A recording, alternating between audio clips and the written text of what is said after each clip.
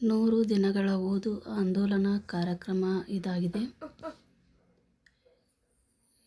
ಈ ವರದಿ 2ನೇ ವಾರದ ವರದಿಯಾಗಿದೆ.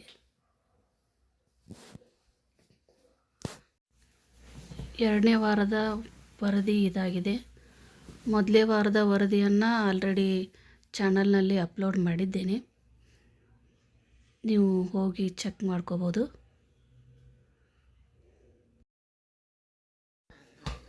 ಇಲ್ಲಿ ಕೂಡ ಗುಂಪು 1 ಮತ್ತು ಗುಂಪು 2ಕ್ಕೆ ಚಟುವಟಿಕೆಗಳನ್ನು ನಿರ್ವಹಿಸಲಾಗಿದೆ. ಗುಂಪು 1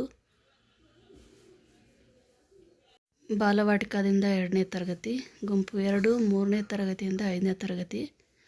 ಇಲ್ಲಿ 2ನೇ ವಾರದ ವಿಷಯವಾಗಿದೆ ಹೂಗಳು ಮತ್ತು ಹಣ್ಣುಗಳು. ಇದು ಬಾಲವಾಟಿಕದ್ದು 2ನೇ ತರಗತಿವರೆಗೆ ಇರುವಂಥ ವಿಷಯವಾಗಿದೆ. ಇಲ್ಲಿ ಮಕ್ಕಳಿಗೆ ನಾವು ಹೂಗಳ ಬಗ್ಗೆ, ಹಣ್ಣುಗಳ ಬಗ್ಗೆ ಪರಿಚಯವನ್ನು ನಾವಿಲ್ಲಿ ಮಾಡಿ ಕೊಡಬೇಕಾಗತ್ತೆ.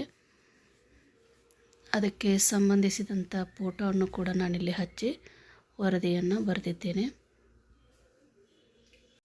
ನಾವಿಲ್ಲಿ ಮಕ್ಕಳನ್ನು ಗುಂಪುಗಳನ್ನಾಗಿ ಮಾಡಿ ಹೂಗಳನ್ನು ಮತ್ತು ಹಣ್ಣುಗಳ ಚಿತ್ರಗಳನ್ನು ಒಟ್ಟಾರೆಯಾಗಿ ಒಂದೇ ಕಡೆ ಹಾಕಿ ಅವುಗಳಲ್ಲಿ ಹಣ್ಣುಗಳು ಯಾವ್ಯಾವು, ಹೂಗಳು ಯಾವ್ಯಾವು ಎನ್ನುವುದನ್ನು ಮಕ್ಕಳಿಗೆ ವರ್ಗೀಕರಿಸಲು ಚಟುವಟಿಕೆಯನ್ನು ನೀಡಬಹುದಾಗಿದೆ.